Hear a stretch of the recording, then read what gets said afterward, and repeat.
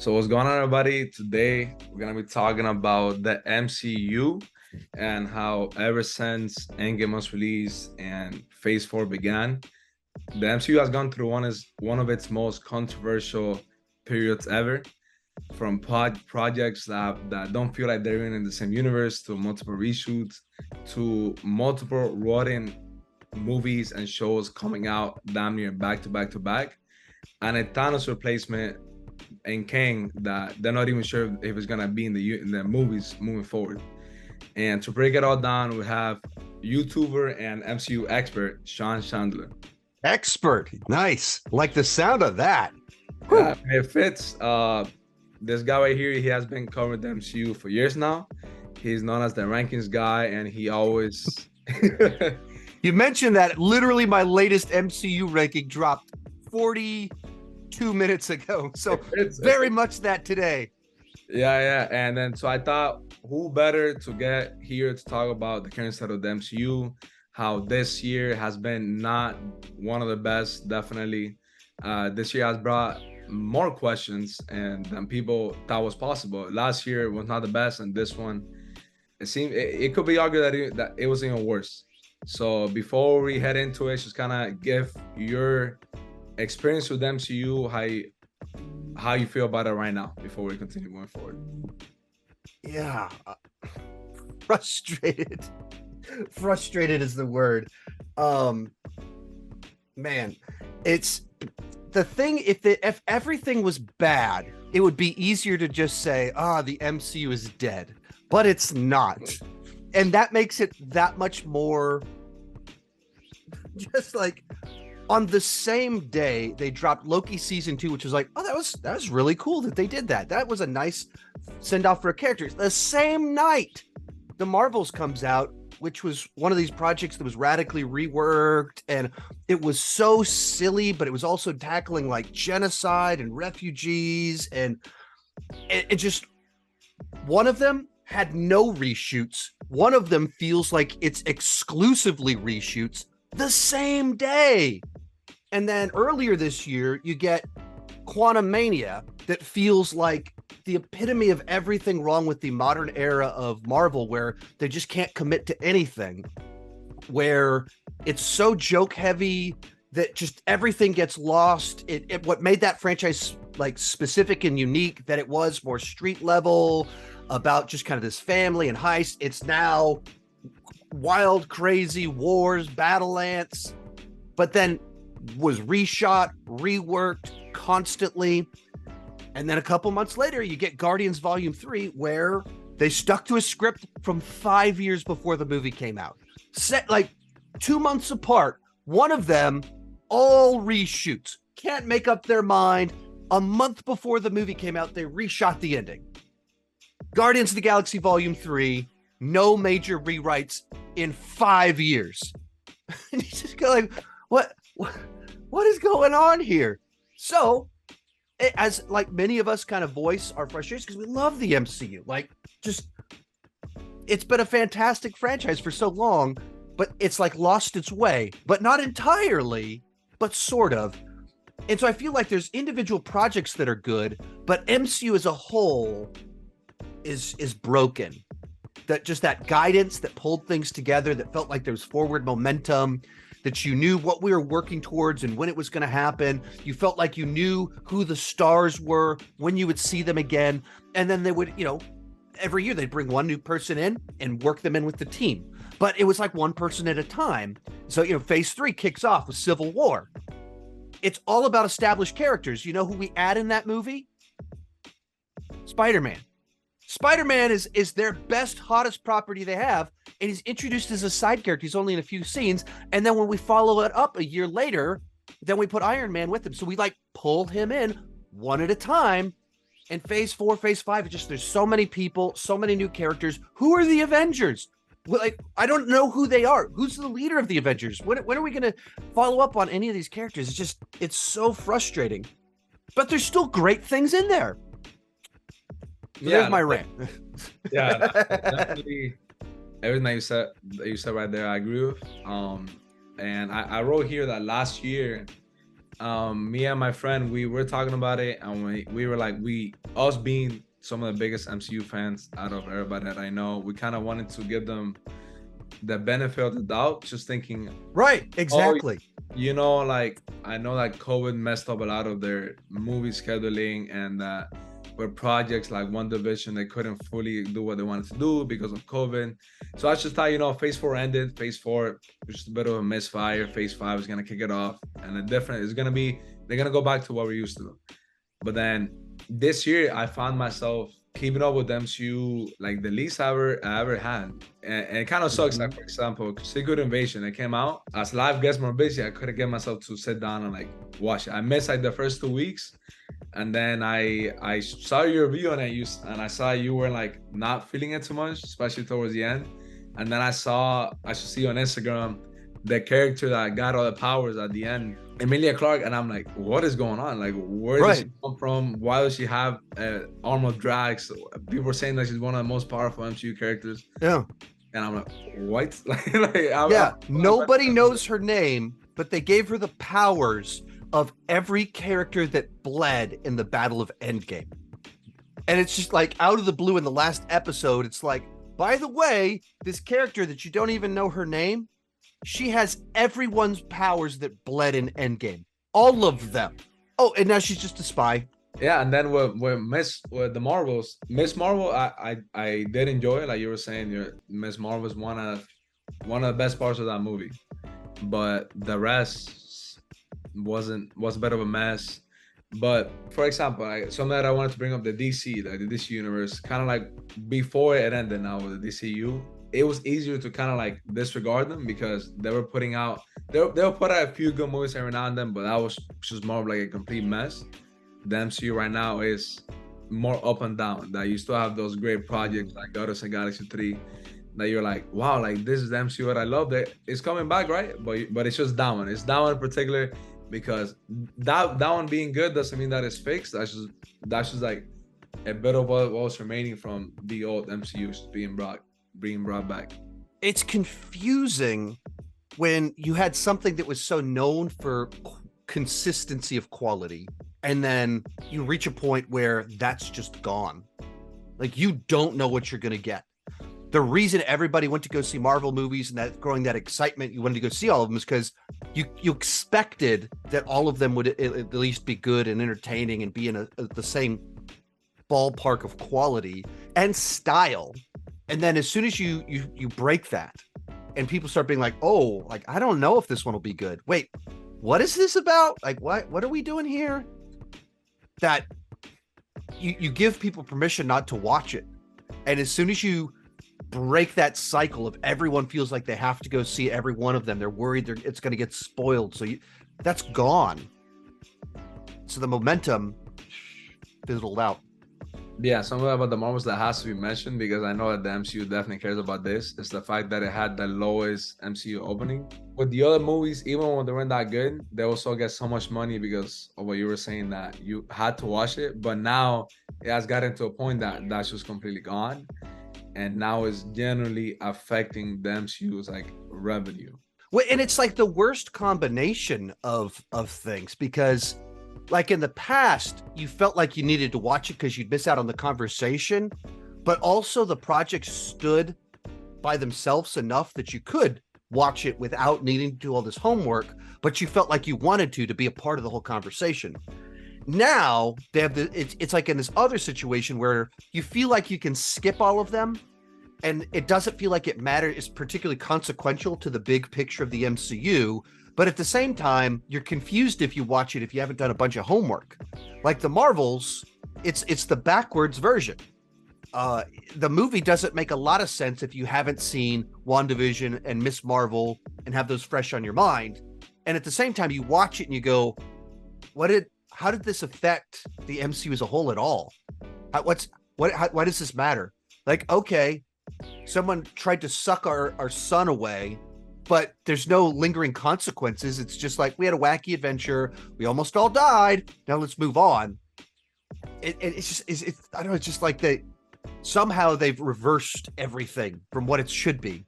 in general, how much of that blame are you just straight up putting on Disney Plus, and how much of the blame are you just putting on the direction of the MCU as a whole? It's tough to know because you can't A/B test realities and look at the multiverse and say like, all right, if Kevin Feige didn't have to do all the Disney Plus shows but still went multiverse, what would that like? You can't. And it's two such radically different things, but it feels like there's several different strains of the problem here. One of them is there's just too much content, so quantity over quality, and that comes down to Disney Plus, and that was dictated to Kevin Feige. He wasn't like, hey guys, I want to start putting out 8 things all of a sudden. He didn't decide that. They told him that. So that's a piece to it. And then there's the piece to it of we went multiverse. So we're doing a story that I think inherently is a little bit more nerd friendly rather than general populace friendly. You know, Spider-Man No Way Home, because we all watched the Spider-Man movies, is very broad appeal, but then it starts getting more niche with anyone else. And then the other side to it of is just this general strategy of there was no Avengers movie at the end of Phase 4. There's no Avengers movie in Phase 5. We don't know who the Avengers are. We're introducing 1,000 characters, and we're spending so much time between all of them. And so there's just, in general, strategically speaking, they stopped doing something that was so pivotal to the formula for the first 3 phases, which was we're going to introduce characters and we're going to see them very often, and then we're going to team them up. And then they'll cameo in each other's movies a little bit, and then we're going to team them up. And so you would see all of our stars almost every single year until they're out of the MCU, and they're frequently teaming up. And now we've doubled the amount of content in the MCU in 2 years. Doubled it. I guess we're getting close to 3 years now, but it's well over double the amount of full content in the MCU. Runtime of MCU is more than doubled, and we've introduced characters, and we don't even know when we'll see them again. We don't know who the stars are. They're not developing them. They're not building out the teams. That's a strategy thing. Like if Disney Plus says, or excuse me, Disney says to Kevin Feige, you need to do Disney Plus shows. You need to do this. You don't have to just go, all right, so we're going to have 1,000 characters.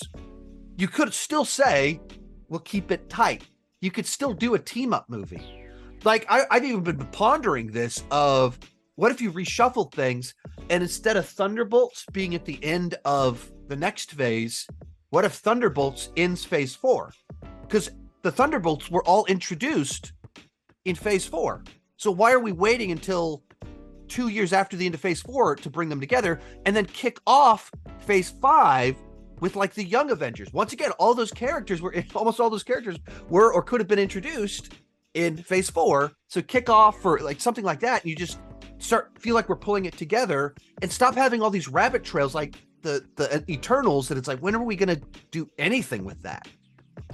Yeah, that actually makes a lot of sense, because after Black Widow, everybody was super hyped about Yelena, the sister. Yeah. People said that she stole the movie.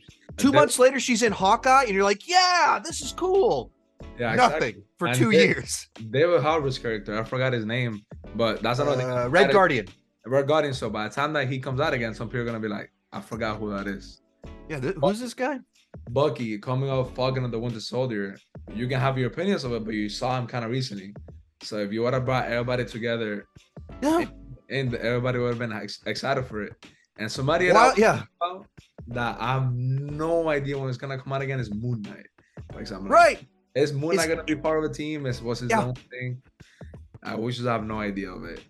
Yeah, that is a question that can't be fully answered, but I obviously, as we all think, definitely Disney Plus, that just mixing the multiverse and Disney Plus, that's one of the worst combinations you could have done. Like both at once, right? You have to do one or the other. Last main thing that we gotta talk about here before we close that up is the whole Kang situation, which so far has just been, looks like a big misfire. He appeared in Loki. First appearance was good, and then in Ant-Man and the Wasp, just felt like a big disappointment, a waste of a first big appearance, especially after the build up that was done in Loki, for him to be defeated in the movie. And what, into my opinion, was like a dumb way. I think he could have still been in the movie, but it's just not that the ending that he ended up getting could have been more of a background character with another main villain. But and now they're saying that they're thinking of pivoting away from him to another villain. So I just wanted to get your thoughts on that. Yeah. Definitely that plays a big, because Thanos was such a big part of making the last few phases exciting and getting that build up to something. And they actually just completely dropped the ball with Kang so far. Well, I mean, I think some of what they did well with Thanos is that it was very much treated like, Voldemort. Don't even say his name. He's that guy that he's coming. And so then when he makes it like little cameo in Guardians of the Galaxy and post-credit scene, but then when he finally shows up, he's just destroying Asgardians. Just immediately, you're like, oh crap, this guy's a threat. And you introduce Kang as a guy that's kind of goofy, jovial behind a desk, and it played well in Loki, but it wasn't establishing him as this big threat. So then you do Ant-Man and the Wasp: Quantumania, where that's our chance to like really make him scary, really do this. And instead of that, it's like they chickened out on the ending, because it's easy to just me and you sit here and come up with two different better endings than the one they gave us, but it just makes the movie unpleasant. Two obvious finales of Ant-Man. It's in the trailer. The trailer tells you the better plot of the movie. I don't have to win. We both just need to lose. Right there, Scott chooses to sacrifice himself to keep Kang because they can't beat him. Multiple Ant-Man, an army of ants can't beat him. So Scott stays behind to destroy the tech so that Kang is stuck there for good. That's ending number one. He sacrifices himself. He's stuck in the quantum realm, whether he dies, whether he's just like captive there. It's a sad ending, but he had to do it. It's the only way to keep Kang in the bottle, keep him in the bottle. Other ending, also just as good, and it makes you scared. They can't win. Scott says, I don't need to win. We both just need to lose. He's going to sacrifice himself, and then Wasp opens a portal to save him. And in doing so, Kang gets out. And it ends on this note of, I saved you, but what have we done? And the reason, like, he's out there now. Oh, crap. We couldn't stop him. He conquered the quantum realm. Like, it ends on the note of, I guess I should have let you die. And then you post-credit scene is showing this spreading of Kangs or whatever. Two different endings where he wins. And our character's choice either keeps the genie in the bottle, but he won the quantum realm, or our choice to save the hero frees him. Either one more compelling, but they beat him. They beat him, which is the one ending where it goes, oh, well, if Ant-Man and his friends can beat him, what do we need the Avengers for? Why do we need a multiverse of Avengers to beat him if Ant-Man can do it and Hank Pym can train ants to do it? Like, what? What are we doing? I understand that obviously nobody wants to see Pablo die, but if you would have killed Ant-Man, such a lovable character, everybody would have left that theater. Even if the movie was not good, everybody would have been like, wow, this guy, like this whole thing of Kang not being scary, that would have been even big introduction to Thanos, because Thanos didn't really get anybody until later on. And what you said about letting him escape, that way you could have not killed a beloved character, but still done what's better for a story. Yeah, you get the happy ending, but it's like, oh crap, what did this happy ending cost us? Or you get the downer ending, but at least he's alive and he survived. And like, there's all these endings that they're a lot more emotionally complex. They're a lot more interesting, and they don't undermine Kang. But yeah, I mean, so they shot themselves in the foot there. And then, of course, the legal troubles with Jonathan Majors. It's just messy, because if the legal system was you were arrested and the trial was the next day, it's real easy to say, well, just hold back a month and see what comes of the trial. And if he's not guilty, hey, he's not guilty. Let's move ahead. If he's guilty, hey, we'll recast whatever. Like, it's real easy to do that if the court system was quick, but it's not.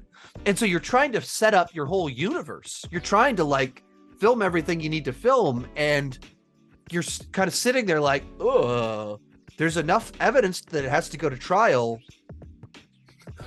We can't film anything with him if, like, and we don't want to shipwreck his career if he's innocent. So I don't know what you do here.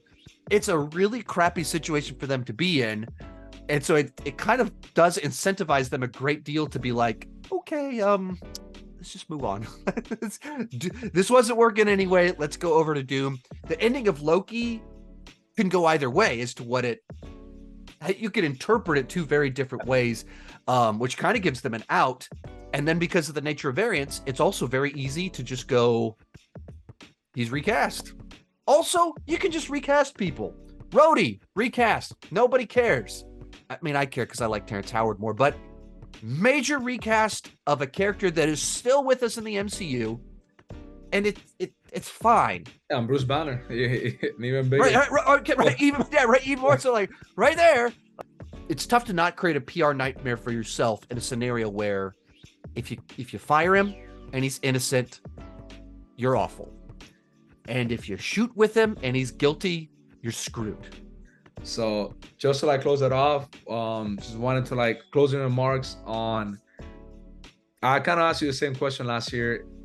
How can the MCU be saved? And is it still possible for it to be saved and get back on track? Or do you think that they have shot themselves in the foot too many times at this point?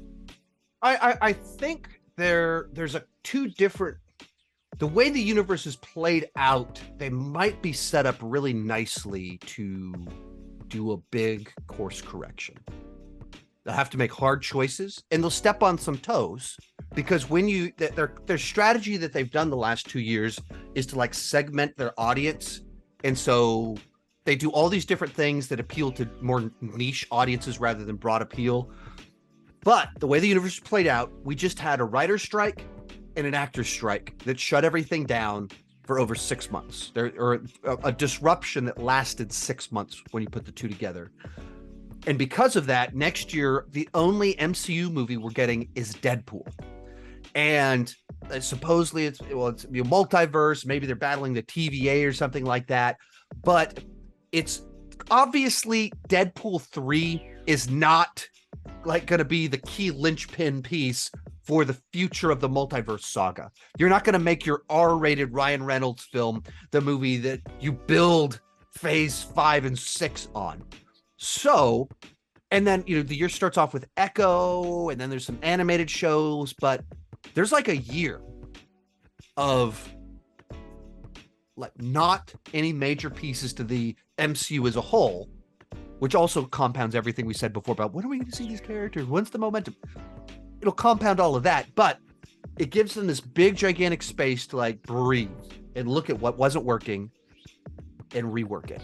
Other things going on behind the scenes that we wouldn't have been able to feel yet, but like Bob Iger returning. Now he's been back for a year, but it takes, there's like a 3-year turnaround on movies and TV. So him coming back a year ago means that he's just taking hit after hit after hit from all the bad management from the previous several years since he left. He comes back, and one of the things Bob Iger was good at was he'll buy this thing that's working, and he'll go, all right, you do your thing, let me protect you. I want to protect you to get your thing done. There's many different ways to criticize him, but he's more creator friendly than Chapek. Chapek was like, all right, you're really good, crank out twice as much stuff, which screwed us all. So Iger being back a year ago, and then you have this big gap where they couldn't be in the hustle of filming Marvel movies. They couldn't be in the hustle of writing Marvel movies. So Feige is just sitting there for 6 months, able to think about all of this and evaluate. That gives me hope. So yeah, man, that's pretty much gonna do it. Thank you. I really appreciate you coming on, talking MCU with me. It's always fun. I had a good time. I hope you had a good time too. I mean, it's always good to just, at the end of the day, we talk about it, we critique it because of how much we like it and how badly we want it to be good. Hopefully Marvel in the next few years again fix things up and then give us some great Avengers movies to get everybody excited again. So hopefully so. that's pretty much gonna do it. I hope you guys enjoy watching this, and peace out.